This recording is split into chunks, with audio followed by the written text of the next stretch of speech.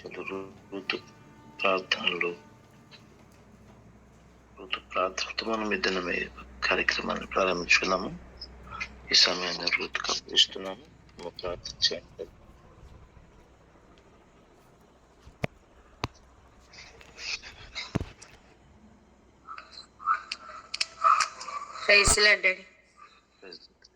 ప్రార్థించండి. స్తోత్రం స్తోత్రం స్తోత్రం స్తోత్రం నైనా పరిశుద్ధడానికి స్తోత్రం తండ్రి. గొప్పవాడా, ఆశ్చర్యకరుడానికి పొందనాలయా, నిత్యము చూచుచున్నవాడా, నిత్యము కాయచ్చిన మంచి తండ్రిని పొందనాలు. ఈ రాత్రంతా మమ్మల్ని క్షేమంగా కాపాడిన దేవా, మన ఇద్దరి నుండి మమ్మల్ని మేలుకొల్పి ప్రభా అలా నేను స్తుతించు భాగ్యమును దయచేసిన తండ్రి నీకు స్తోత్రములు తండ్రి. ఈ దినము ఆరాధనలు ప్రభా నీ కృపణానికి పెంచండి తండ్రి. గూగుల్ మీట్ ద్వారాగా ప్రభా నీ చిత్తం అనుగ్రహించండి అయ్యా. డాడీని మీరు అభిషేకించండి.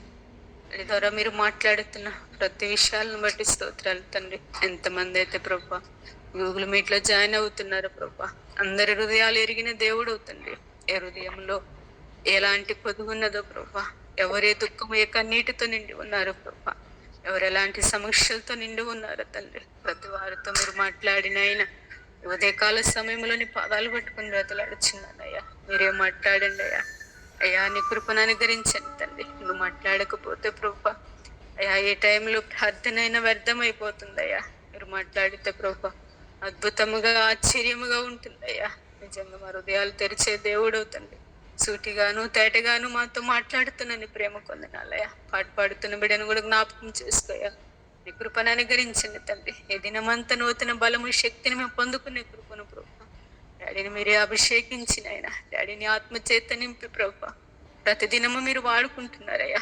ఈ దినమునైనా ఇంకను నీ ఆత్మచేత నింపి ప్రభా మా కోసం మాట్లాడి నీ సన్నిధిని నీరే అనుగ్రహింప చేస్తున్నానా. మీరు అక్కడికి మమ్మల్ని సిద్ధపరచమని నీ నామానికి మహిమయు ఘనత ఈ ప్రభావం చెల్లిస్తూ యేసున్నత నామను బట్టి అడిగినవన్నీ పొందుకొనున్న నా ప్రియ పరలోకపు తండ్రి. ఆమేన్.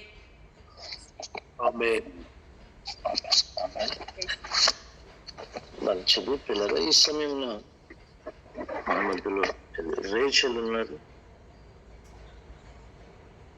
రేచల్ ఓ పాట పాడిన తర్వాత మనం దేవుని వాక్య మహాకులకి వెళదాం. క్రైస్తవుల డాడీ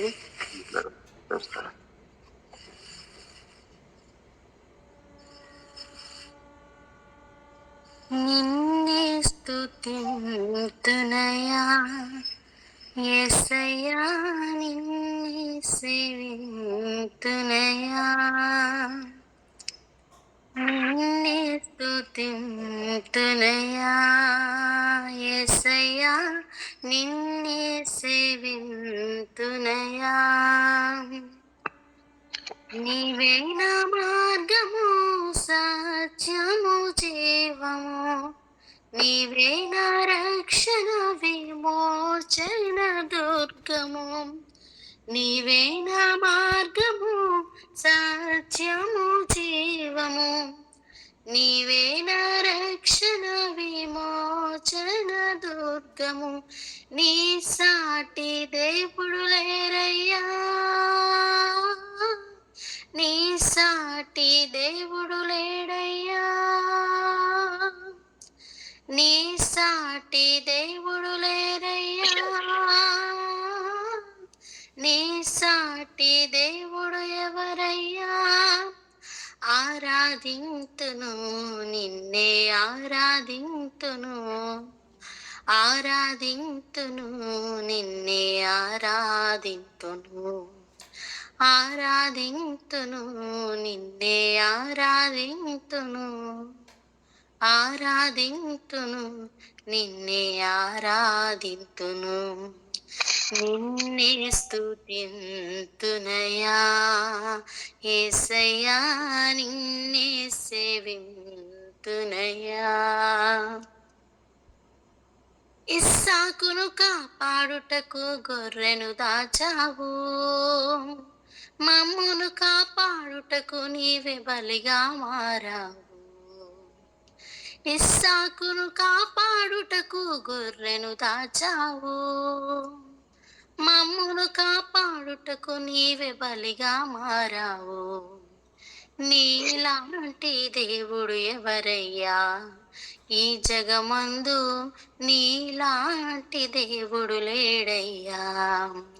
నీలాంటి దేవుడు ఎవరయ్యా ఈ జగమందు, నీలాంటి దేవుడు లేరయ్యా. ఆరాధింతును నిన్నే ఆరాధింతును, ఆరాధింతును నిన్నే ఆరాధింతును, ఆరాధింతును నిన్నే ఆరాధింతును, ఆరాధింతును నిన్నే ఆరాధింతును. నిన్నే స్తుతింతునయా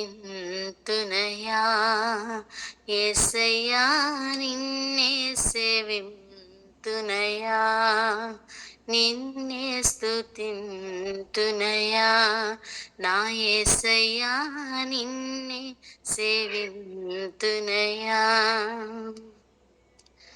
నేను వెదకకపోయినా నన్ను వెదకితివి, నే ప్రేమించకపోయినా నాకై ప్రాణం పెట్టితివి.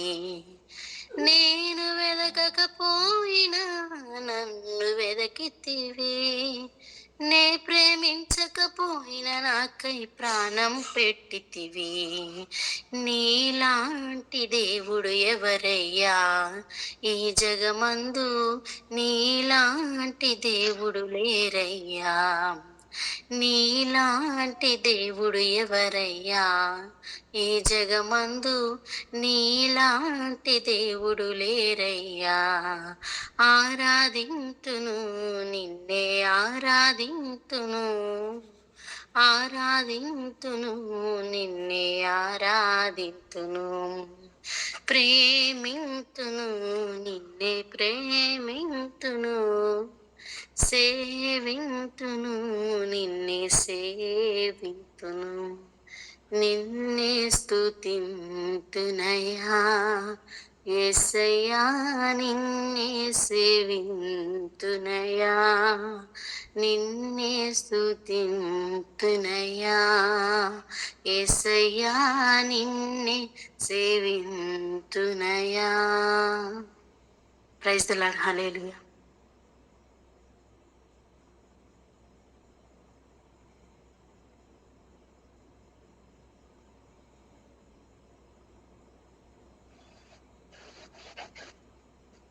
Praise the lord.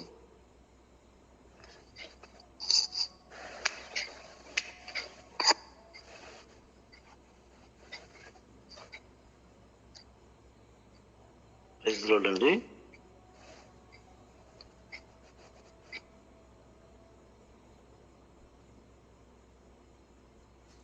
Praise lord daddy. అయ్యా నా వాయిస్ వినబడుతుందా?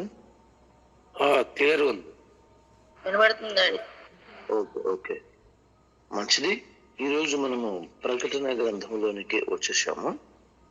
ఈ యూదా పత్రిక కంప్లీట్ చేసుకొని ప్రకటనలో రావటానికి ప్రభు కృప చూపాడు.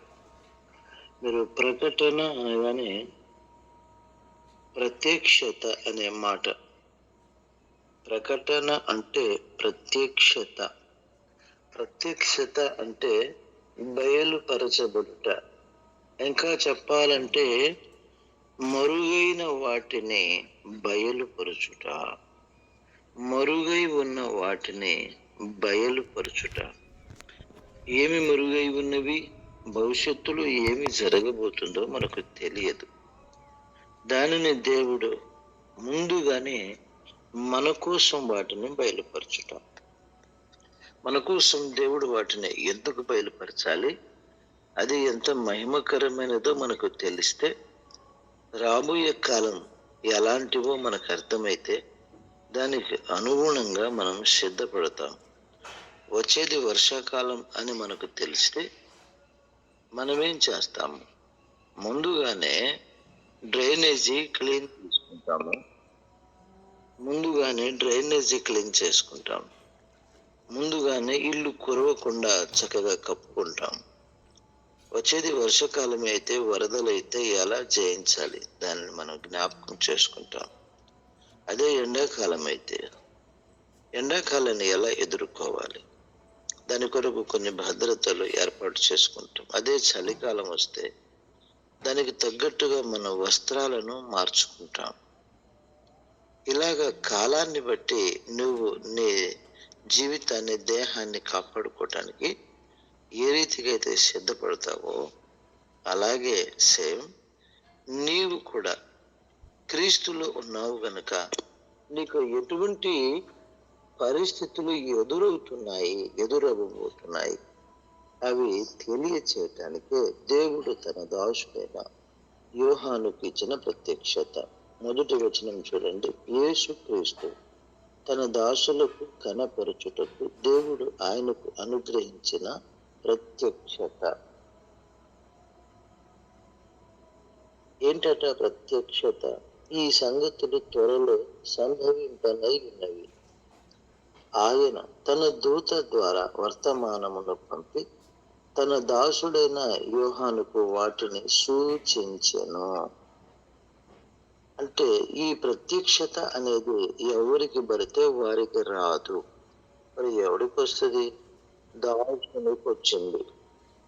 మనం ఇక్కడ దాసుడు అనగానే బైబిల్ ప్రకారంగా దాసుడు అంటే బానిస. బానిసలకే దేవుడు తన ప్రత్యక్షతను ఇచ్చాడు. బానిస అనగా హక్కులు కోల్పోయినవాడు, తనకంటూ ఏ హక్కు లేకుండా జీవించేవాడు. అంటే అతను ఒకవేళ తన యజమాని కష్టపెట్టినా అతను దాని గురించి రోమా ప్రభుత్వానికి ఫిర్యాదు చేయడు. ఎందుకంటే బానిసలంటే అక్కడ రోమా ప్రభుత్వం కూడా పట్టించుకోదు. అంతగా ఎవడైతే దేవునికి దాసుడవుతాడో వానికి ప్రత్యక్షతలు వస్తాయి. బైబిల్ కానీ దాని వాక్య భాగములోని అంతరంగపు అర్థం కానీ ఎవడికి పడితే వాడికి అర్థం కాదు. అందుకనే చాలా మంది వాక్యానుసారంగా ఎందుకు బ్రతకట్లేరు అని మనం బాధపడుతూ ఉంటాం. ఈరోజు ఈ విషయం మీరు గమనించాలి. చాలా మంది వాక్యం వింటారు కానీ వాక్యానుసారంగా జీవించరు. ఎందుకయ్యా అంటే వారు దాసులు కారు. మరి వారెవరు? పెడితే పెళ్లి కోరేవాళ్ళు, లేకపోతే చావు కోరేవాళ్ళు.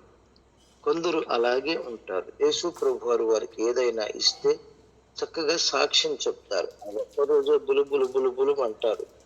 ఆ ఒక్కరోజు బులుబులు అని తర్వాత మామూలుగా అయిపోతారు. తర్వాత వాళ్ళు సినిమాలు, సీరియళ్ళు, వాళ్ళ సరదాలు, వాళ్ళ వేషాలు, వాళ్ళ వేషధారణ అవన్నీ మామూలుగా ఉంటాయి. ఆ గుడికి వచ్చినప్పుడే బైబిల్ కనబడుద్ది. ఆ బైబిల్ సంఖలోనే ఉంటుంది. చర్చికి వెళ్ళిన తర్వాత కూడా వాక్యం చెప్తున్నప్పుడు కూడా బైబిల్ జిప్పు కూడా తీసి చూడరు. చదువు రాని వాళ్ళ సంగతి పోనీ, చదువు వచ్చిన గాడిదలు కూడా కనీసం చూడరు. అయ్యో ఇలా చెప్పాడా రెఫరెన్స్, నిజంగా ఇలాగే ఉందా అని కనీసం దాన్ని తిరిగేసి కూడా చూడరు. అంతా తెలిసిన వాళ్ళలాగా మంచి క్లవర్ స్టూడెంట్ కనుక పుస్తకమును చూడకుండా అన్ని ఆన్సర్ చేసినట్టు వీళ్ళు చాలా చక్కగా బైబిల్ నీటుగా ఉంచుకుంటారు. ఇంటికి వెళ్ళాక మరలా దాన్ని యథావిధిగా ఆ స్థలంలో పెట్టేస్తే మళ్ళీ వారం దాకా దాన్ని కదిలించరు. వీళ్ళెవరు? దాసులు కారు. వీళ్ళు దాసులు కారండి, వీళ్ళు బాసులు కదా.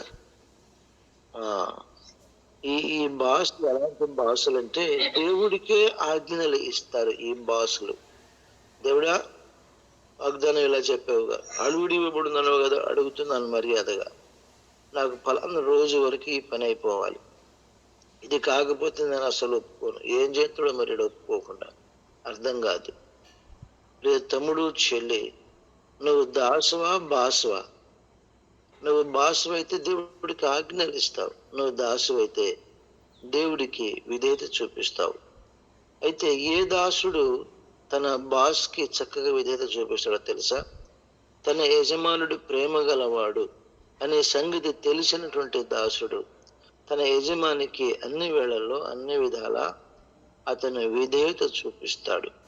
నీవు ప్రేమిస్తున్న యేసు, నిన్ను ప్రేమించుచున్న యేసు ఎవరో, ఎలాంటి వారో నీకు అర్థమైతే నువ్వు తక్షణమే అతనికి దాసుడు అయిపోతావు. ఫిర్యాదులు చేయవు. నీ ప్రార్థనలకు జవాబులు రాకపోయినా నువ్వు పెద్దగా ఇబ్బంది పడవు. ఎందుకు తెలుసా? నీవు దాసుడివి కనుక, నీవు బానిసవి కనుక, నీకు హక్కులు ఉండవు కనుక, మనము అందరం కూడా దేవునికి విధేయత చూపిస్తాం. అందుకనే దేవుడు దాసులకు మాత్రమే ప్రత్యక్షతను ఇస్తాడు. అనగా వాక్యం వింటున్నాం కదా, ఇప్పుడు గూగుల్ మీట్ లో అందరికీ ఈ వాక్యం అర్థం కాదు. కొంతమందికి అర్థమైతే కానీ పాటించేంత శక్తి లోపల ఉండదు. అర్థమవుతుంది వాక్యము, కానీ లోపల పాటించే అంత సామర్థ్యత ఉండదు. ఎందుకంటే వాళ్ళు సిద్ధపరచుకోలేరు. కనుక నా ప్రియమైనటువంటి తమ్ముడు, చెల్లి, వాక్యాన్ని ఎవడు అనుసరిస్తాడు, ఎవరు పాటిస్తారు అంటే దాసులు మాత్రమే. మేము ప్రభువులో ఉన్నప్పుడు ఇంకా మాకు పాప పుట్టలేదు. దేవుడు వాగ్దానం చేశాడు, పాపను ఇస్తాను అని.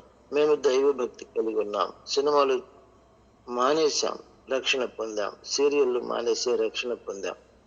రక్షణ పొందిన తర్వాత దేవుడు మాకిచ్చిన మరొక ఆజ్ఞ, మేము అన్ని జనాంగమును రక్షించబడ్డాం. బొట్టు తీసేయటం మాత్రమే చాలా కష్టం. అయితే బొట్టు మాత్రమే దేవుని భక్తి కొరకు చాలా కష్టంగా తీయాల్సి వచ్చింది. బొట్టుని తీయటమే మాకు భూకంపం వచ్చేంత పని ఉంటుంది. అన్ని జనులకు బొట్టు చాలా ఇంపార్టెంట్. బొట్టు లేని వారిని వారు నిర్దాక్షిణ్యంగా విడో లేక విధవ అని అంటారు. అలాగే విధవరాలుగా అయిన వారిని ఎదురుగా ముఖం చూడరు.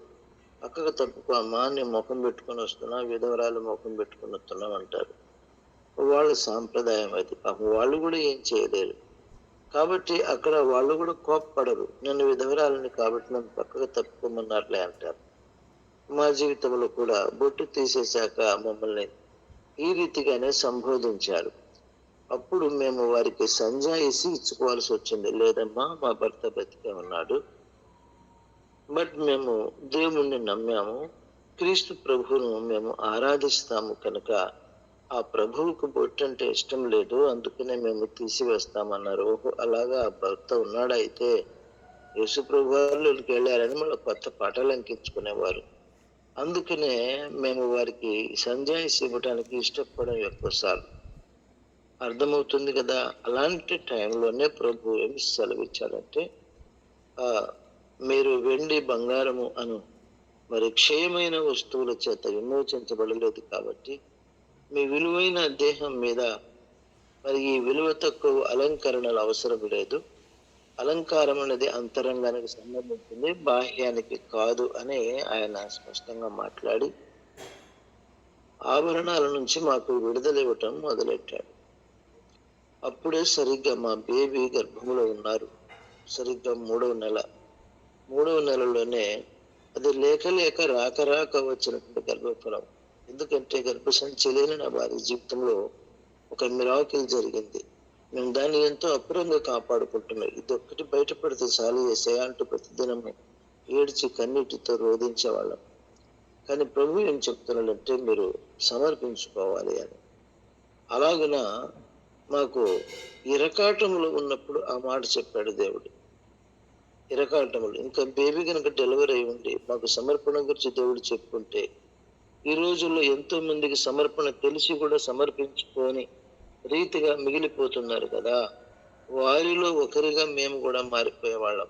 సమర్పణ అంటే తల ప్రాణం తోక్కొచ్చేది. కొంతమంది సమర్పణను గురించిన వాక్యం స్పష్టంగా చెబుతున్నా, దేవుడే మాట్లాడాలి నాతో అంటూ దేహం యొక్క అలంకారం మీద, దేహం మీద ఉన్నటువంటి మోజు చేత, శరీరం మీద ఉన్నటువంటి అనురాగం చేత దాన్ని తెగించలేక ప్రభు కొరకు ఏమీ చేయలేని వారిగా మిగిలిపోతున్నారు. నా యేసు అయితే ఆరోగ్యాన్ని పాడు చేసుకున్నాడు నీ కోసం, నా కోసం. ఒంటి మీద వస్త్రము లేని వాడిగా మారిపోయాడు మన కోసం. ఒంటి మీద వస్త్రము లేకుండానే ఆయన శిలువలో వేలాడాడు. ఆయనకు కొరడా దెబ్బలే ఆభరణాలుగా మారిపోయినాయి. ఉమ్ములు ముళ్ళే అలంకారముగా మారిపోయాయి. ముళ్ళ కిరీటమే అతనికి మకుటముగా, కిరీటముగా మారిపోయింది. కాళ్లకు చేతులకు కఠినమైన మేకులే ఆయనకు ఆశీర్వాదాలుగా మారిపోయాయి. ఇంత శరీరంలో ఇంత శ్రమ అనుభవిస్తున్న ఈ రోజుల్లో సమర్పణ అంటే చాలు చాలా మంది ఉలిక్కి పడతారు. ఎంతగా అంటే చెప్పలేం. అది వాక్యానుసారం అని తెలుసు. వాక్యములో సమర్పణ అనేది శరీరం యొక్క నైజం, అది శరీర స్వభావం అలంకరించుకొని పోటీలు పడే ప్రపంచంలో మనం కనబడుతున్నాం గనక మనకు కూడా పోటీ వచ్చేసింది. మేమేమి తక్కువ, మాకు కూడా డైమండ్ నెక్లెస్ ఉంది, మాకు కూడా ఏం తక్కువ అన్నట్టుగా మన బిల్డప్ నాకు చూపించుకుంటూ ఉంటాం. సహజంగా అది. పురుషులైతే మరి విపరీతంగా 4-5 ఉంగరాలు ధరించేసేసి బ్రాస్లెట్ వేసేసి అతను తన స్టైల్ చూపించుకుంటాడు. నేనేమి తక్కువ కాదు మీకంటే అన్నట్టుగా ఒకలాంటి గర్వపు నవ్వులు నవ్వుతూ ఉంటారు. మేమేమో విగ్రహారాధికులమై ఉంటే ప్రభు ఏమో సమర్పించుకోమంటున్నారు. అందుకు గాను నరకాన్నే ప్రభు చూపించాడు మా ఆవిడకి, అంటే మా అమ్మగారికి, అంటే మా పాస్టర్మ గారికి. నరకాన్ని చూపించి ప్రభు వారు, అమ్మా, బంగారంతో నాశనమైపోయే బంగారంతో నిన్ను విమోచించలేదు, నిన్ను కొనలేదు. అవును, ఏదైనా ఒక ల్యాండ్ కొనాలంటే డబ్బు బంగారంతో కొనేయవచ్చు. ఏదైనా ఒక విలువైన వస్తువు కొనాలంటే డబ్బులు ఆస్తి అడ్డం పెట్టి కొనుక్కోవచ్చు. ఒక మంచి మొగుడిని కొనాలన్నా ఒక 10 లక్షలు, ఇంకో మంచి మొగుడు రావాలంటే 20 లక్షలు, ఇంకా బాగా హై క్లాస్ మొగుడు రావాలంటే 50 లక్షలు, ఇంకా మంచి సినిమా యాక్టర్ లాంటి మొగుడు రావాలంటే 5 కోట్లు. మరి ఇవి కొనుక్కోవచ్చు. ఈరోజు మొగుళ్ళు కొనుక్కునే కాలం. ఆడోళ్ళకు పట్టిన దరిద్రం అది. ఏం చేస్తాం మరి? కనుక అలాంటి సిచ్యువేషన్ లో మనం ఉన్నాం. అంటే మీరు ఆలోచించండి, ఆ టైంలో ప్రభు వారు సమర్పణను గురించి మాట్లాడుతూ, ప్రభు బొట్టు తీసేస్తేనే మమ్మల్ని చాలా హేళన చేశారయ్యా, ఇక మేము ఆభరణాలు తీసేస్తే అసలు ఎట్లా అంటారో ప్రభు, మేము తట్టుకోగలమా? నిజంగా తట్టుకునే కాలం కాదు అది. రక్షణ పొందిన 3వ సంవత్సరం అది. అది సహించే శక్తి మాకు లేదు. ఇప్పటికి 20 సంవత్సరాలు 25 సంవత్సరాల క్రైస్తవులకు కూడా ఆభరణాల్లోనే కొంచెం తగ్గించుకొని వేసుకోవడానికి కూడా వాళ్ళకి మనస్సాక్షి పనిచేయదు. కొంచెం ఖరీదులో కాస్త హై క్లాస్ కాకుండా లో కాస్ట్ బట్టలు వేసుకోవాలంటేనే తట్టుకోలేరు. వాళ్ళ ఈగో చచ్చిపోద్ది, వాళ్ళ అహంకారం గిజగిజ ఉరితాళ్ళు వేలాడుతున్న కోడిలాగా కొట్టుకుంటుంది. అవును, నిజంగా చెప్తున్నాను. అలాగే ఎందుకయ్యా అంటే ప్రతి వారు కూడా ఈ లోకంలో ఘనంగా కనబడాలి, ఘనతగా కనబడాలి. ఆ టైంలో ఒకటే చేశాం మేమైతే. ప్రభు అన్నికి నచ్చింది అది, లోకానికి అది నచ్చదు. అంతేకాదు మాకు కూడా దాదాపు నచ్చదు. కానీ నీ కొరకు మేము కష్టపడే ప్రయత్నం చేస్తామని పాప డెలివరీ అయ్యేలోగా, అంటే ఇప్పటికే 3 నెలలు అయిపోయింది, ఇంకా 6 నెలలు ఉంది. ఈ 6 నెలల్లో కనబడేవి ముందు తీయటం స్టార్ట్ చేసింది. నెలకొకటి అలవాటు చేసుకుంటుంది. గాజులు లేకుండా చేతులు ఎలా చూసుకోవాలి, ఒక్కొక్క గాజు ఉంచుకొని మిగిలిన తీసేసి, మెడలో పుస్తల తాడు అంటే ఒక పుస్త తాడు ఉంచి మిగిలినవి ఎలా తీసేయాలి, చెవుల్లో ఈ చిన్నగా ఒక నెల తీసేసింది. కాళ్ళ పట్టీలు కనబడినవి ముందు తీసి, తర్వాత చిన్నగా మెట్టలు కూడా తీసేసి, తర్వాత చిన్నగా గాజులు అన్ని తీసి ఒక్కొక్కటి ఉంచుకొని, పూలు తీసేసి, అలాగా 9 నెలల పాప డెలివరీ అయ్యేసరికి లాస్ట్కి ముక్కులో ఉన్న ముక్కు పొల్ల ఒకటి మిగిలిపోతే అది చేతికి రావట్లేదు. కటింగ్ బ్లేడ్తో తీసేదాన్ని ఒక రాత్రి. ఆ రాత్రి అవన్నీ తీసేశాక మాకున్న సకల ప్రాబ్లమ్స్ తొలగించబడ్డాయి, ఫ్రీ అయిపోయాం. అప్పుడు అమ్మ అంటుంది, ఏంటి ఒక్కొక్కటి తీసేస్తున్నాం అంటే, అక్క ఈ అత్తగారు ఈ డెలివరీలో ఇవన్నీ మనకు అవసరమా, ఇవన్నీ ఎందుకని తీసేస్తున్నాను, నాకే ఇబ్బందిగా ఉందని తీసేస్తే మా అమ్మకి అర్థమైపోయింది. ఎందుకు తీసేస్తున్నామో అర్థమైపోయింది. ఎందుకంటే అప్పటికే మాకు పెంతెకోస్తు సహోదరులు 2 పరిచయం అయ్యారు. వారిని చూస్తుంది అమ్మ. వీళ్ళు కూడా అలాగనే తయారవుతున్నారని అమ్మకు తెలిసి అమ్మ ఏమన్నారంటే, బట్టలు మాత్రం ఎందుకు అవి కూడా తీసేయన్నది. ఏమన్నారు అంటే, ఇంట్లోనే స్టార్ట్ అయిందన్నమాట మాకు ప్రెజర్. బట్టలు మాత్రం ఎందుకు అవి కూడా తీసేయరాదు అన్నారు. అవును, మాకింటి దగ్గరే స్టార్ట్ అయినా ప్రభు కొరకు చేస్తున్నాము అనే ఒక తృప్తి, ప్రభు మాట పాటించగలిగాము అనే ఒక సంతోషం మమ్మల్ని ఆనందింపచేసిన చివరికి మేము చాలా ఇబ్బంది పడాల్సి వచ్చింది. అలాగున పాప పుట్టడం, మా పాస్టర్ అమ్మగారు డెలివరీ అవటం అందరికీ కొంచెం ఆనందాన్ని కలిగించింది. ఎవరు ఎత్తి పొడవకుండా ఉండటానికి దేవుడు కృపనిచ్చాడు. అలాగా స్టార్ట్ అయింది మా జీవితం. ఇప్పుడు చెప్పండి, మా మీద మాకేమైనా హక్కులు ఉన్నాయా? లేవు. మాకేమైనా పర్ఫెక్ట్ వాక్యం తెలుసా అంటే అస్సలు తెలియదు. ఎందుకంటే మా సంఘములో, మేము వెళుతున్న సంఘములో సమర్పణను గురించి బోధించరు. నాలాగా ఇప్పుడు నేను బోధిస్తున్నాను ఏంటి, ఒకళ్ళు నేను బోధించినా ఎవరు త్యాగం చేసేవాళ్ళు లేరు కాబట్టి నేను బోధ చేయట్లేదు. వెంటనే అవన్నీ అయిపోయినాయి, మేము విశ్వాసులుగా ఉన్నాం. ఆ తర్వాత దేవుడు స్టార్ట్ చేశాడు, నువ్వు పరిచర్య చేయాలి అంటే మమ్మల్ని సిద్ధపరిచాడు దేవుడు. హక్కు ఎవడికి ఉంటుందో, దేవుడు మాట్లాడినా కూడా లోబడరు, వాళ్ళు కాదు బాస్. ఈ బాసులు ఉన్నంత కాలం దాసులు కాకుండా బాసులుగా మారేవాడే నిజమైన విశ్వాసి. ఈ రోజుల్లో దేవా నువ్వు వాగ్దానం చేసావు కదా, నెరవేర్చలేకపోతే బాగోదని సంగతి చెప్తున్నట్టుగా ఉన్నారు విశ్వాసుడు. అదే దాసుడైన విశ్వాసి అయితే, ప్రభువా నీ చిత్తమే, మీరు ఏమి అనుగ్రహిస్తే అదే, మీరు ఏం చేస్తే నా లైఫ్లో అదే నాన్న, నీకు ఎదురు చెప్పడానికి నేనెవరిని ప్రభువా అంటాడు. అది వాడికి ప్రత్యక్షత వస్తుంది. అంటే దేవుని కొరకు ఎలా బ్రతకాలి, మనుషులతో ఎలా మెదులుకోవాలి, ఈ ప్రత్యక్షత వస్తుందండి. అందుకని నేను మొదటి వచనం గురించి మాట్లాడుతున్నాను. ఆల్రెడీ ఒక మెసేజ్ కూడా చెప్పాను నేను దీని గురించి. అసలు ఒక ప్రసంగమే చేయమన్నాడు ప్రభువారు ప్రకటన గ్రంథములకు మనం రాకముందే. ఈ ఒక్క విషయమై దేవుడు ఎవరికి ప్రత్యక్షతనిస్తాడో ఆ విషయాన్ని గురించి ఒక వర్తమానమే ఏదైనా చెప్పడానికి దేవుడు సహాయం చేశాడు. మీకు కావాలంటే అది వినండి. ఇప్పుడు చెప్తున్నాను, దేవుడు తమ హక్కులను వదులుకున్న వారికి తన ప్రత్యక్షతనిస్తాడు. అదే మాట యేసుక్రీస్తు తన దాసులకు కనపరచుటకు దేవుడు ఆయనకు అనుగ్రహించిన ప్రత్యక్షత. అయితే తన దాసునికి అనకుండా దాసులకు అనే మాట వినియోగించాడు ఇక్కడ. అవునండి, దాసులకు అంటే నువ్వు దాసుడు అయితే ఈ వాక్యం చెప్తున్నప్పుడే నువ్వు ఎలా బ్రతకాలో నీకు చెప్పేస్తాడు. నువ్వు ఎలా ఉన్నావో కూడా నీకు చెప్తాడు. నువ్వు ఎలా ఉండాలో కూడా నీకు చెప్తాడు. అలాగా ఉంచగలిగితే నీకు దేవునికి మంచి కలెక్షన్ ఉంది, కమ్యూనికేషన్ ఉందని దాని అర్థం. కనుక పరలోకములో ఉన్నత స్థాయిలో ఎవరు వెళతారంటే ఆయన దాసులు ఆయన ముఖమును చూస్తారట, ఆయనతో పాటుగా ఆయన సింహాసనంలో కూర్చుంటాడు. యోహాను సువార్తలో ఆ మాట చెప్పాడు, నేను ఎక్కడుండునో నా దాసుడు కూడా అక్కడే ఉంటాడు అని. అర్థమైంది కదా ఇప్పుడు. అంటే పరలోకములో పోయేది ఎవరయ్యా అంటే వాగ్దానాలను ఎత్తిపెట్టే మాకు హక్కు ఉంది, అధికారం ఉంది, దేవాను చేయాల్సిందే అనేవాళ్ళు గారు. ప్రభువా మాకు ఏ హక్కులు లేవు, నీకు మేము విధేయించుటయే మాకున్న ఏకైక హక్కు, నిన్ను సంతోషపరచుటయే మా జీవితం యొక్క పరమావధి, నువ్వు చెప్పినట్టే మేము చేయాలి ప్రభువా అంటూ ఎవడైతే లొంగిపోతాడో, వంగిపోతాడో, పొంగిపోకుండా వాడు నిజమైన దాసుడు.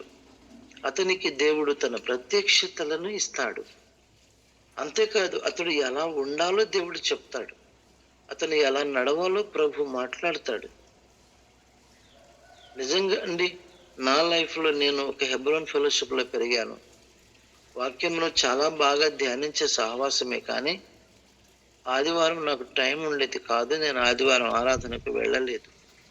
5 సంవత్సరాల నా ఆత్మీయ జీవితంలో ఒక 3 ఆదివారాలు మాత్రమే చర్చికి వెళ్ళి ఉంటా. అంటే అవును, అంతే. నేనే కాదు, మా ఇంటి వారికి అందరికి పట్టిన దుర్గతి అదే.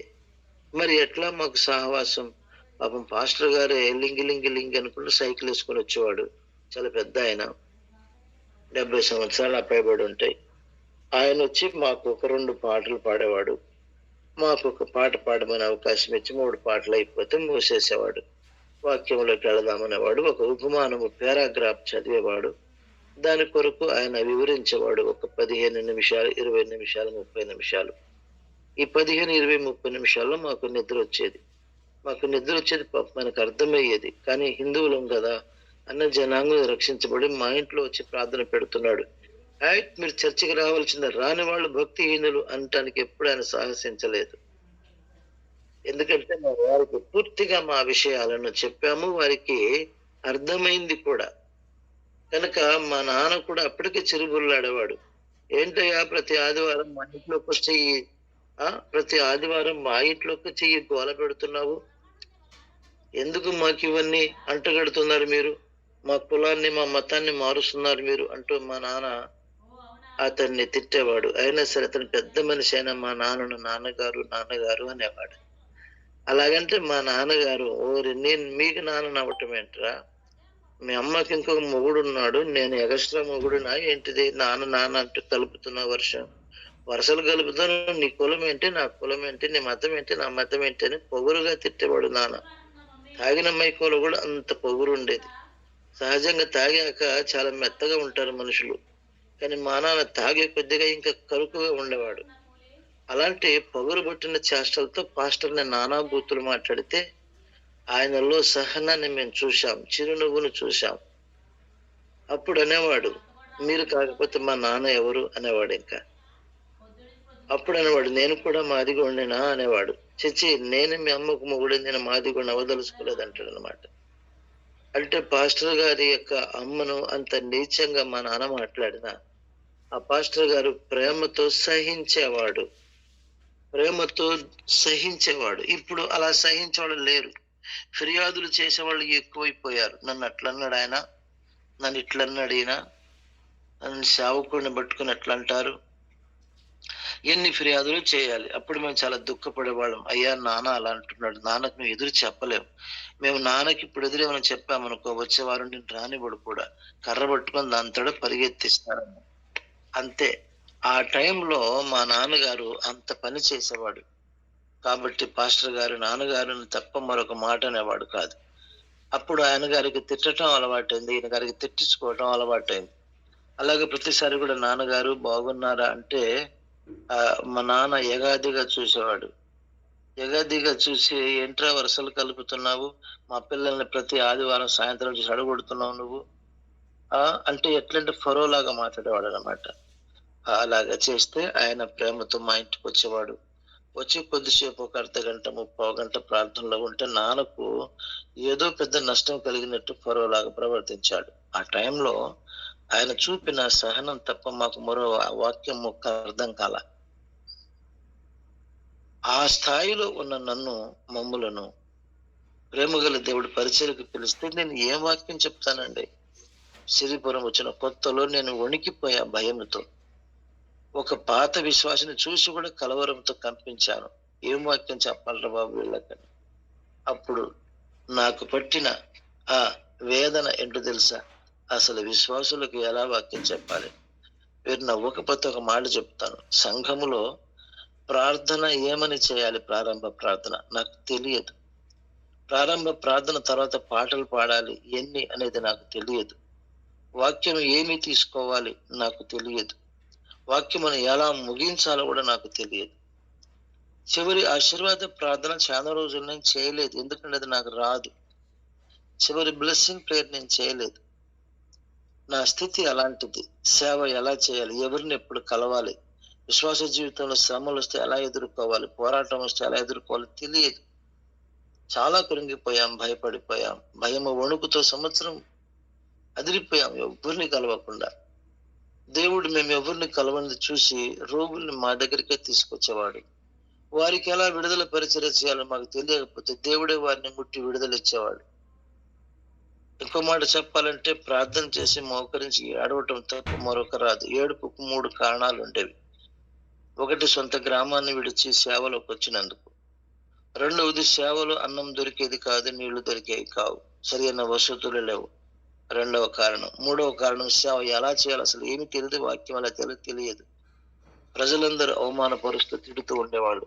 ఎవరు వచ్చారా ఇక్కడికి, ఎందుకు వచ్చారా వీళ్ళు, ఎవరు వీళ్ళని తీసుకొచ్చారని చాటుపోటున కాదు ముఖానే అని అవమానపరిచేవారు. మా ఏడుపుకు ఇన్ని కారణాలు ఉండేవి. కాబట్టి మా ప్రార్థనలో సహజంగానే కన్నీరు వచ్చేది. అది భక్తితో పొంగిపోర్లే కన్నీరు కాదు, అది ప్రభు మీద ఉన్న ప్రేమతో పొంగి వచ్చే కన్నీరు కాదు. మమ్మల్ని ఎందుకు ఇలా చేశావు, మా రాతలు ఎందుకు ఇలా రాశావు అంటూ వేదనతో పరితపించి అసలు మా బతుకేంటి, ఎలా తెల్లారుతి ఇట్లయిపోయింది ఏంటి, మా జీవితాలు నిరీక్షణ లేకుండా అయిపోయింది ఏమిటి, ఎక్కడో విశ్వాసిగా బ్రతకవలసిన మమ్మల్ని బలవంతం చేసి బలవంతంగా సేవలో లాగటం ఏంటిది అంటే నిజంగా మా మీద మేము సర్వ హక్కులు కోల్పోయాం. అది మా ఏడుపుకు ముఖ్య కారణం. అయితే దేవునికి స్తోత్రం, అది కాస్త మాకు కన్నీటి ప్రార్థనకు అలవాటు చేసి పడేసింది.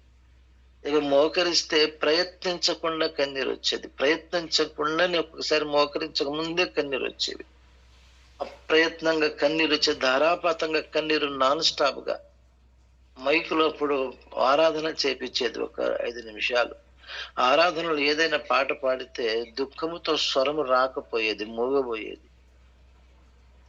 వేదనతో ప్రతిసారి అప్పుడు ఊరోళ్ళకు ఏమైంది, ఆ ఏడుపు ఏమైంది, ప్రార్థనకు బదులుగా వీళ్ళు ఏడుస్తారేంటి అని అభ్యంతరం వ్యక్తపరిచారు.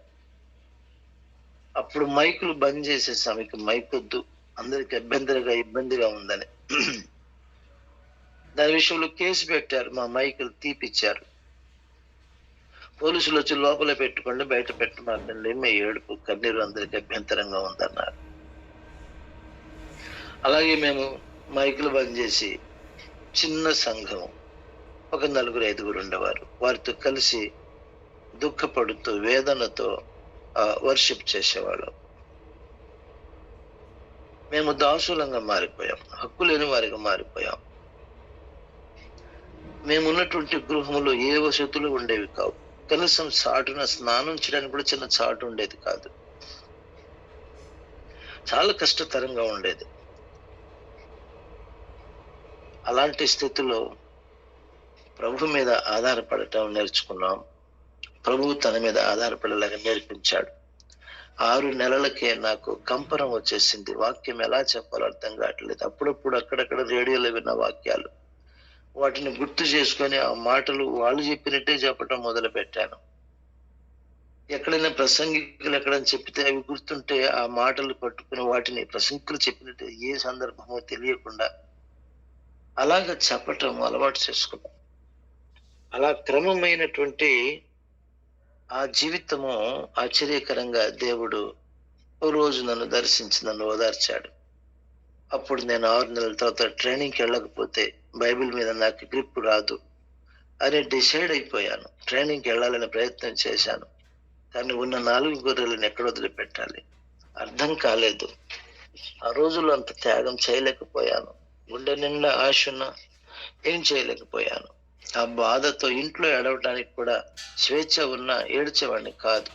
సైకిల్ వేసుకొని ఊరు బయటికి వెళ్ళిపోయి ముళ్ళ తొప్పల్లో పోయి, ఎవరు రాని స్థలంలో, నిర్జీవ స్థలంలోకి వెళ్ళిపోయి ఆ దుమ్ములో పడి ఏడ్చేవాడిని. ప్రభువా, ఒక్కసారి నన్ను దృష్టించవా, నాకెందుకు ఇచ్చావు ఈ పరిచర్య, నేను ఏం చేయాలి, ఈ పరీక్షలో ఒక్క ఫలం లేదు, కనికరం చూపయా అని ఏడ్చేవాడిని. అవును పిల్లలు, నేను నిజం చెప్తున్నాను. ఇలాంటి వేదనకరమైన స్థితిలో ఆయనకు దాసుడుగా ఉండటం ఎలాగో దేవుడు నేర్పించాడు.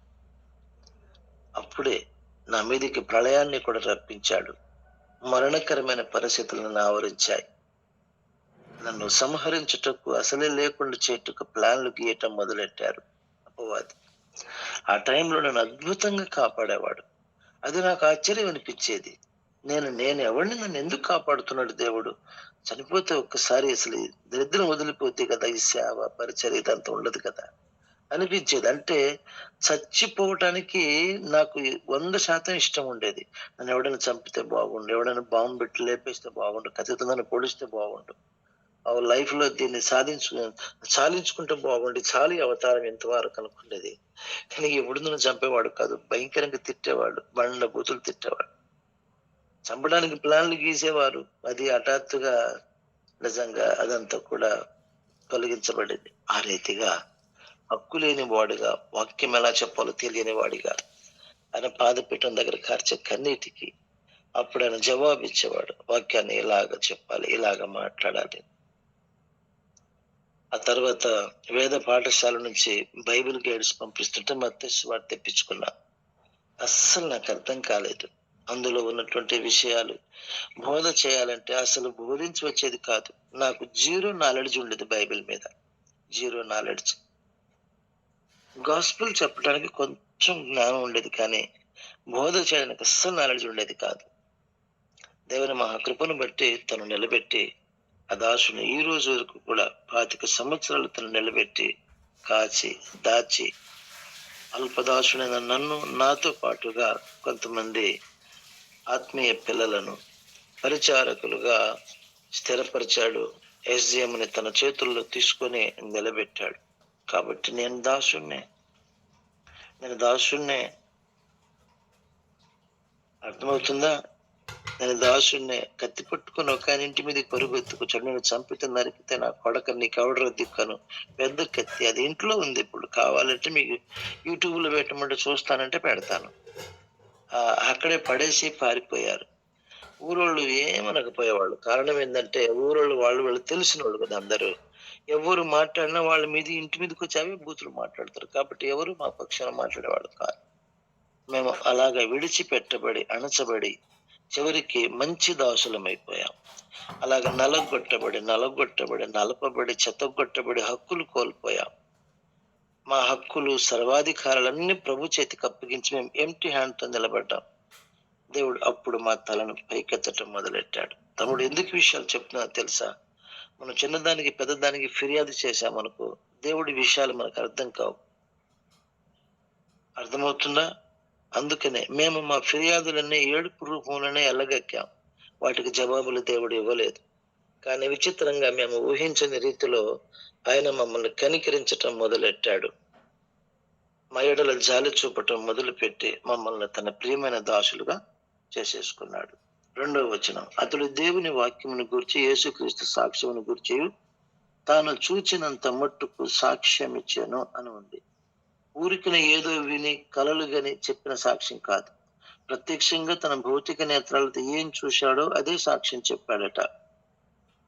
సమయం సమీపించున్నది కనుక ఈ ప్రవచన వాక్యములను చదువువాడును వాటిని విని అందులో వ్రాయబడిన సంగతులు గైకొనువాడు ధన్యుడు.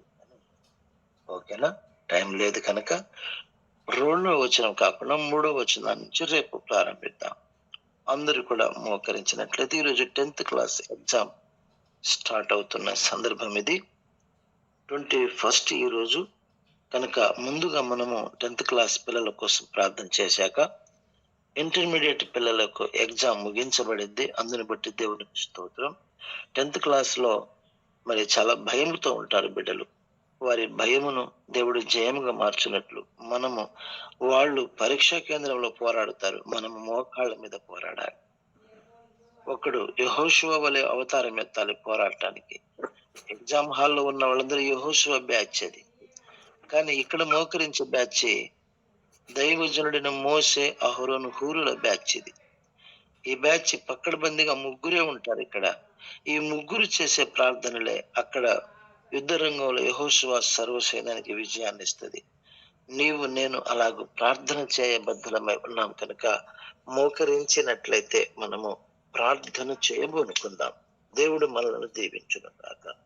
అందరు మోకరించినట్లయితే మన మధ్యలో ఉన్నటువంటి అమ్మ వదిన కోసం ప్రార్థన చేయండి డాడీ. ఆమెకి ఉమ్మ నీరు తక్కువ ఉందని, పిండం చాలా టైట్ గా ఉందనేసి హాస్పిటల్కి వెళ్తాం అనేసి అన్నారు. అయితే ఆమెకి ఇంకొంచెం టైం ఉంది, ఇప్పుడు డెలివరీ టైం కాదు. ఎన్ని వందలమ్మా ఇప్పుడు 8 కంప్లీట్ అవుతుంది కావచ్చు. కంప్లీట్ అయితే 9th అంటే కనుక ఇంకా చాలే, సగానికి వచ్చింది అన్నట్టు. Okay okay. పోయినసారి పాప అప్పుడు కానీ 8 months లోనే డెలివరీ చాలా ఇబ్బంది పడ్డారు. ఓకే, ఇప్పుడు అలా కాకూడదు కదా. అట్లా అని ప్రార్థన చేయండి. ఈ రోజు హాస్పిటల్ పేరేంటినా? వర్షిని. ఓకే ఓకే ఓకే, మంచిది. మనము ప్రార్థన చేద్దాము. ఈ సమయమున మరి వర్షిని అనే చెల్లి కోసం కూడా మనం జ్ఞాపకం చేద్దాము. 8th month లో ఆమెకు డెలివర్ అవటానికి వెళ్ళలేదు. దేవుడు ఆ బిడ్డకు మంచి కృపను అనుగ్రహించాలని, అలాగే 10th క్లాస్ ఎగ్జామ్ రాయిచున్నారు బిడ్డలు, వారి విషయంలో దేవుడు కనికరము గల కార్యమును జరిగించాలని, దేవాది దేవుడు మన పట్ల అద్భుతమును, ఆశ్చర్యమును, అమోఘమును జరిగించాలని ప్రార్థన చేద్దాం. ఈ సమయమున ప్రార్థనలో ఏకాత్మ కలిగి ఏకాత్మతో మనము ముందుకు వెళదాము. మంచిది. మన మధ్యలో సుమలత ఉన్నారు, చెల్లి ప్రార్థన చేస్తారు. వర్షిణి అనే సహోదరి విషయం కూడా జ్ఞాపకం చేస్తూ 10th క్లాస్ పిల్లల యొక్క ఎగ్జామ్ లో ధైర్యాన్ని దేవుడు నింపునట్లుగా దేవుడే ఆ బిడ్డల పక్షమున వ్యాజ్యమాడి, ఈ 10th క్లాస్ చాలా భయంకరమైంది. ఇంటర్లో ఫెయిల్ అయినోడు కూడా అంత భయం ఉండదు, 10th లో ఫెయిల్ అయినోడికి చాలా భయం ఉంటుంది. ఎందుకంటే 10th క్లాస్ తర్వాత తను అనేకమైన ఛానల్స్ నుంచి వెళ్ళాలి కాబట్టి కనుక చిన్నతనం వారికి ధైర్యాన్ని నింపి దేవుడు చక్కని విజయం ఇవ్వాలి. వర్షిణి అనే కుమార్తె 8th month గర్భిణి.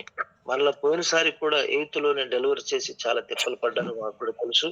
ఈ సమయమున ఆ బిడ్డకు చక్కటి ఆదరణ ఇవ్వాలని సోమలత ప్రార్థన చేస్తారు. మనం అందరం ఏకీభవిస్తాం. Okay, praise lord.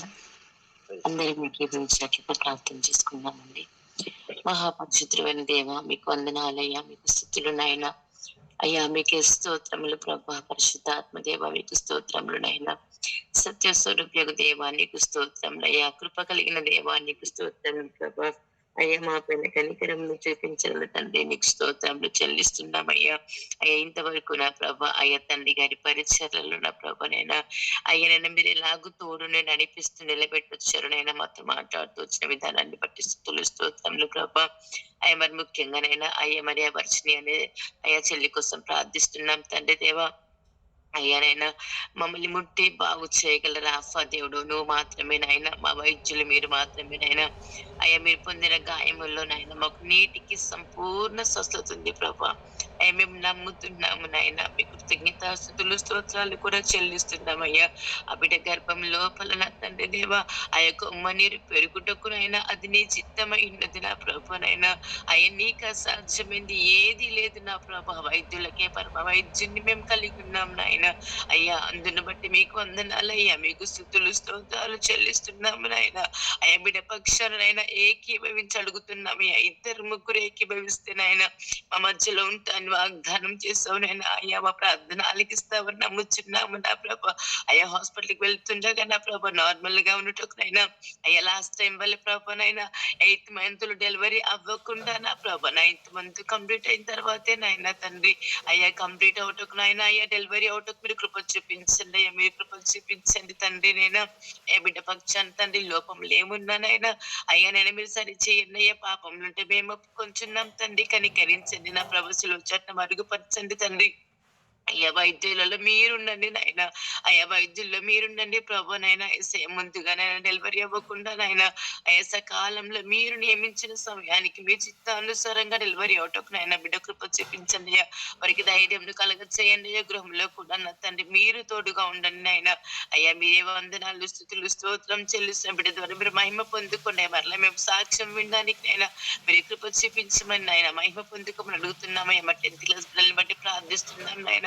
అయ్యా నేను 10th class పిల్లలకి నా ప్రభా అయ్యా ప్రతిరోజు నా తండ్రి నైనా అయ్యా జంబ్లింగ్ సిస్టమ్ నా ప్రభా నైనా అయ్యా ప్రతిరోజు నైనా ఎవరెవరైతే ఎగ్జామ్స్ కి వెళ్తున్నారో బిడ్డని నా ప్రభా జ్ఞాపకం చేసుకొని నైనా ఎగ్జామ్స్ అయిపోయేంత వరకు ముందుగా వారికి సంపూర్ణ ఆరోగ్యము అయ్యా సంపూర్ణంగా మీ జ్ఞానముతో నింపమని బ్రతిలాడుచున్నాం నైనా. అయ్యా క్వశ్చన్ పేపర్ ని చూసినప్పుడు తండ్రి నైనా అయ్యా బిడ్డలు భయపడకనైనా వేసే ప్రార్థించుకునైనా మొదలు పెట్టే కృప చూపించండి తండ్రి దేవా. అయ్యా ప్రతి క్వశ్చన్ కి నేను బిడ్డలు ఆన్సర్ చేయటకునైనా మంచి జ్ఞానముని మీరు దయచేయండి అయ్యా. అయ్యా బుద్ధి జ్ఞాన సర్వ సంపదలు మీ అందు గుప్తమైనవి నైనా. జ్ఞానం కొద్దుగా ఉంటే అడగమంచున్నావు నైనా. బిడ్డలందరి పక్షాన ఏసునామంలో ఏకీభవించి అడుగుతున్నాము నైనా. బిడ్డలందరికీ నేను వేసే వారి వారి సెంటర్స్ కి నైనా వారితో పాటు నైనా మీ ఆత్మనైనా ఉంచమని బ్రతిమలాడుతున్నామయ్యా.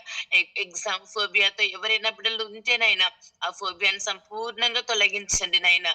మీరు ధైర్యంగా ఉండండి ప్రభా. మీరు వారికి ధైర్యం నిలబడండి ప్రభా. మీకు వందనాలయ్యా. మీకు స్తుతులు స్తోత్రములు స్తోత్రములు స్తోత్రములు చెల్లిస్తున్నామయ్యా. అయ్యా బిడ్డలందరి పక్షాన నా ప్రభానైనా మీరు యుద్ధం చేయమని బ్రతిమలాడుతున్నామయ్యా.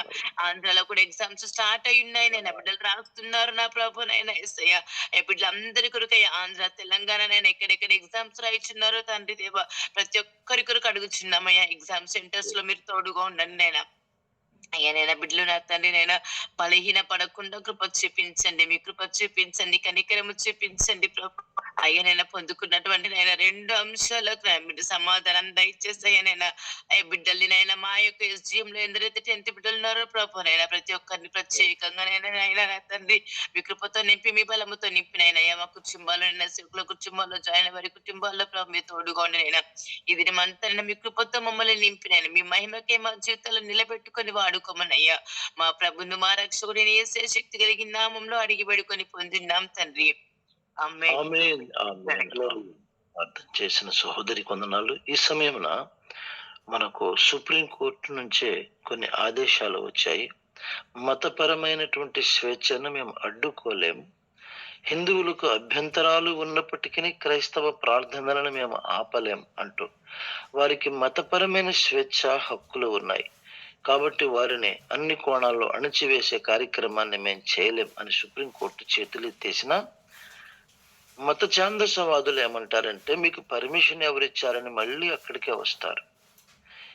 ఈ దరిద్రగొట్టు పరిస్థితి నుంచి ప్రతి ఒక్కరు విడుదల పొందాలి. నెంబర్ 1, ప్రతి క్రైస్తవుడు కూడా జ్ఞానముతో వారికి ఇవ్వబడిన అవకాశాన్ని వాడాలి. పెద్ద పెద్ద సౌండ్లు పెట్టేసేసి పిచ్చి పిచ్చగా మైకులు పెట్టేసి అన్ని జనులకు ఇబ్బంది కలిగించేలాగా ఏ క్రైస్తవుడు ప్రయత్నం చేయకూడదు.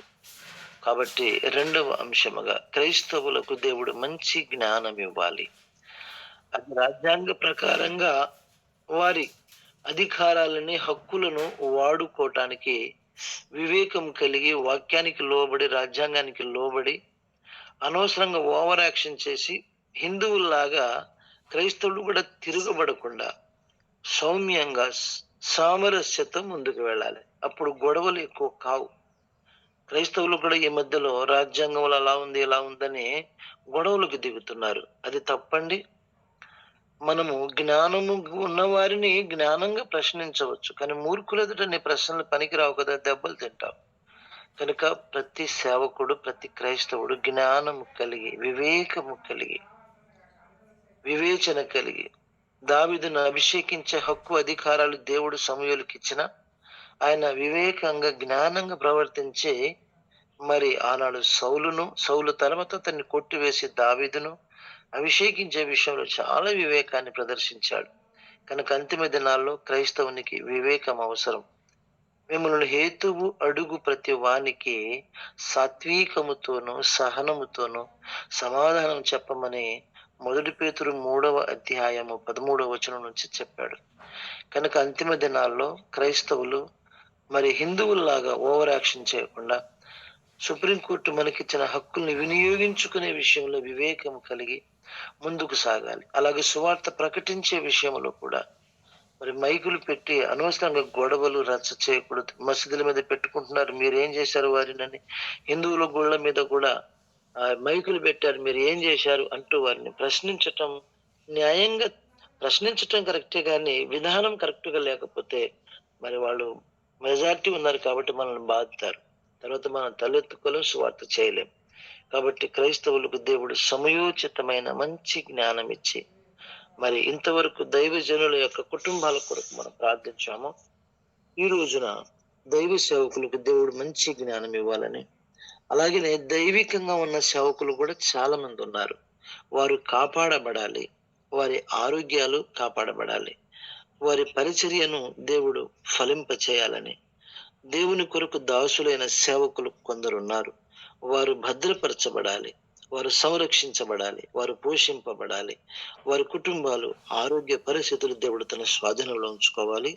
అదే లోకంలో జ్ఞానం కలిగి సువార్త విషయంలో ముందుకెళ్ళటకు దేవుడు తగిన జ్ఞానం ఇచ్చి ఆ సేవకులను భద్రపరచినట్లు అబ్రహాం గారు ప్రార్థన చేస్తారు. టేకుమట్ల అబ్రహాం గారు ఈ విషయమై ప్రార్థన చేస్తారు. వారికి ప్రేమతో ఈ సమయాన్ని అప్పగిస్తున్నాం. Daddy praise lord daddy. Daddy praise lord daddy. Praise lord అమ్మా. Praise lord daddy. అయ్యగారులు పడుకున్నారు డాడీ. సరే అమ్మా, మీరు చేస్తారా? Okay daddy. మీరు చేయండి తల్లి. అంశం తెలుసు కదా డాడీ. సేవకులు అనవసరంగా గొడవలకు దిగకూడదు, సాత్వికంతో జవాబు చెప్పాలి. మన అధికారాల్ని మనం జ్ఞానంతో వాడమని ప్రభువు చెప్పాడు. కాబట్టి మనం జ్ఞానంతో మన హక్కులు వాడుకోవాలి. సెకండ్, దేవుని కొరకు మంచి త్యాగముతో సేవ చేసే భక్తులు ఉన్నారు. వారి ఆరోగ్యాలు అస్సలు బాగలేవు. కనుక దేవుడు వారికి మంచి ఆరోగ్యాలు ఇవ్వాలి. వారి అన్ని విషయాల్లో హక్కులు కోల్పోయి ఉన్నారు. కనుక దేవుడే వారిని పోషించే బాధ్యత. ఆర్థిక పరమైన విషయంలో, ఆరోగ్యపరంగా, కుటుంబ పరంగా దేవుడు వారికి మంచి ప్రొటెక్షన్, భద్రతనిచ్చి సువార్తను వ్యాపింప చేయనట్లుగా ఈ 2 విషయాల కోసం ప్రార్థన చేయడం తల్లి. దేవాని కొందరు స్తోత్రం ప్రభావాన్ని దాసి ప్రభు తండ్రి దాస్ గారు ప్రభన తండ్రి అయ్యా డాడీ గారు ప్రభు తండ్రి మాకు ఇచ్చిన ప్రభ మా ఆత్మీయ తండ్రి నాయనానికి స్తోత్రములు. ఈ లోకంలో తల్లిదండ్రి విడిచిపెట్టిన ఒక బిడ్డ అంటూ మనిషికి ఉన్నదంటే అది నీ దగ్గరే ఉంది నాయన. నీ సేవకుల్ని భూమి మీద పెట్టి ఆకాశమందు మాపై విన్నపాలని ప్రభ ప్రతి దినం వింటున్న దేవుడవు ప్రభ, చూస్తున్న దేవుడవు నాయనానికి స్తోత్రములు ప్రభ. మరి నాయన సేవకులకు అందరికీ ప్రభ నా తండ్రి ప్రభ భూమి మీద ప్రతి సేవకులకి జ్ఞానం ఇచ్చి నడిపించండి ప్రభ. నీకును మాకును వ్యతిరేకంగా రూపింపబడుతున్న ఆయుధాన్ని విరిచి వేసేంత వరకు ప్రభ వేచి ఉండే మహాకృపను కలగచ్చి నీ ఆత్మ కార్యములు అనుగ్రహించండి ప్రభ. నీకే స్తోత్రములు ప్రభ. ఏ ఒక్క ప్రభున తండ్రి సేవకులు ప్రభున తండ్రి అనారోగ్యముతో ఉన్నారు ప్రభ, వాళ్ళ కిడ్నీలు కడగండి ప్రభ. హృదయ వ్యాధిని తొలగించండి ప్రభ, కడగండి ప్రభ. నా తండ్రి ప్రతి అనారోగ్యం నుంచి విడిపించండి. అదిగో నా ప్రభ అయ్యా నా తండ్రి ఐగుప్తు నుంచి తీసుకొచ్చి ప్రభ నీ బిడ్డల్ని ప్రభ కానాను వైపు చూసినప్పుడు కానాన్లో మనుషులు ప్రభున తండ్రి బలంగా ఉన్నారు నైనా. నీకే స్తోత్రము. ఒక ద్రాక్ష గుత్తి ప్రభ కావడి కట్టుకొని వెళ్ళిపోయి ఉన్నారు ప్రభ. అలాంటి ద్రాక్ష గుత్తి కావడి కట్టుకున్నంత ద్రాక్ష గుత్తిగా నీ సేవకులకు ఆశీర్వాదము దయచి, దీవెన దయచి, ఆరోగ్యము దయచి ప్రభా నీకే స్తోత్రం. అది పంట పండించిన ప్రభన తండ్రి ఆ జ్ఞానమే నీ పిల్లలకు దయచే ప్రభ, మా అందరికి దయచే ప్రభ, మా అందరికి దయచే నీ కృపను కలగచ్చే ప్రభ. నీకే స్తోత్రములు ప్రభ. బలవంతుని చేతిలో బాణము వలె నీ పిల్లలకి ప్రభా నా తండ్రి అయా సేవకులకు ప్రభా నా తండ్రి అయా మంచి ఆరోగ్యాన్ని యేసు నామములో ప్రకటించబడించినాం.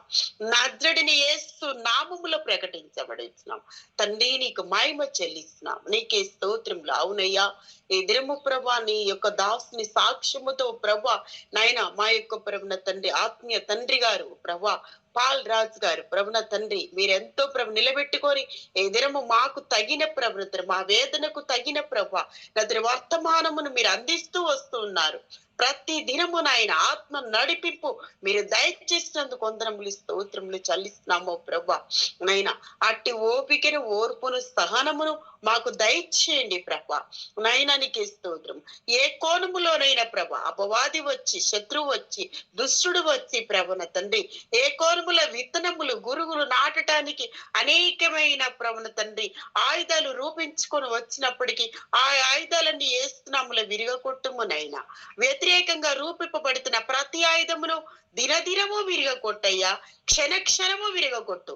నీ బిడ్డలకి తెలివిని జ్ఞానముని వివేచని ప్రభానికే స్తోత్రములు ప్రభా.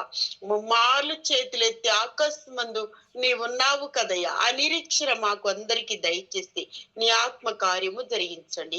ఈ దినము నాయన ఎగ్జామ్ రాసిన 10th క్లాస్ ఎగ్జామ్ రాసిన పిల్లల్ని ప్రభా నాయన ప్రభానికే స్తోత్రములు ప్రభా.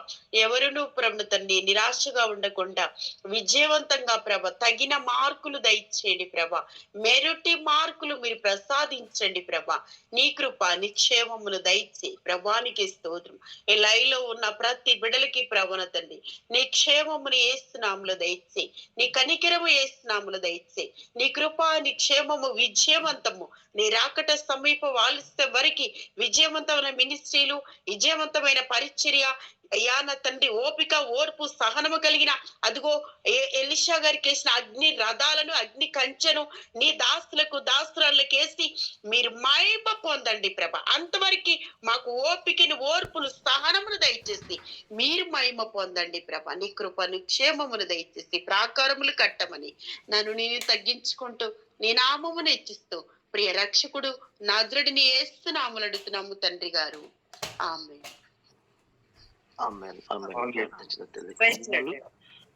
ఈ సమయమున కూరపాటి ఉన్నాడు, ఆశీర్వాద ప్రార్థన చేస్తూ ముగించుకుందాము. ఆశీర్వాదం. తండ్రి యొక్కయు మన ప్రభును రక్షకుడు యేసుక్రీస్తు కృప యొక్కయు మన ఆదరణకర్త పరిశుద్ధాత్మ యొక్క అన్యోన్య సహవాసము ఈ దిన వర్తమానం విన్న బిడ్డలకును 10th క్లాస్ ఎగ్జామ్ రాయబోతున్న పిల్లలకును మన పరిచర్యలకు పరిశుద్ధాత్మ దేవుడు వెన్నంటూ ఉండి నడిపించును కాక. ఆమేన్. ఆమేన్. అందరికీ ఒక్కసారి వందనాలండి. ప్రభు వందనాలు అందరికీ. ఫస్ట్ తారీఖున మెదడులో అయ్యబ్జీ ఉంది, అదే రోజు వివాహం ఉంది. ఈ మీట్ లో పాల్గొన్న ప్రతి ఒక్కరిని మేము ప్రేమతో ముందుగా ఆహ్వానిస్తున్నాము. అంతేకాదు మీ దగ్గరికి కార్డ్స్ కూడా వస్తాయి ఈ రోజు నుంచి, కనుక గుర్తించండి. మీ చిన్న ప్రార్థనలో ఈ రోజు జ్ఞాపకం చేసుకున్న చిన్న అంశం, ఖమ్మంలో పట్టణంలో ఒక చిన్న సువార్త ప్రకటించడానికి ఉన్నాను. మోనా అనే చెల్లి వాళ్ళ ఇంట్లో నా కోసం మీరు చిన్న ప్రార్థన చేయాలి. మంచి సువార్తను అందించడానికి దేవుడిని ప్రార్థన చేయండి. మీ god bless you. Praise lord అక్క, ప్రైజ్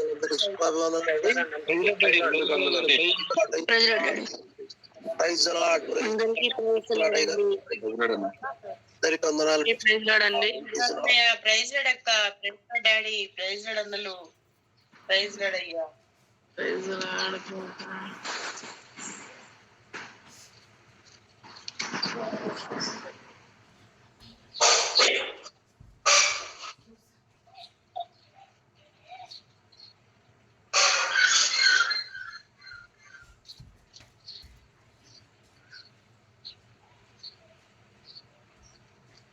ఎవరికక్క?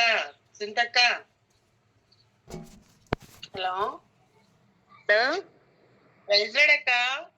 ప్రైజ్ లార్డ్ అక్క. Praise lord. అక్క చెప్పండి రా. కట్టేది ఉందక్క. ఏంట్రా? చుట్టూ ప్రహరీ కట్టేది ఉందక్క. అవునా? దానికోసం ప్రేయర్ చేయండి అక్క.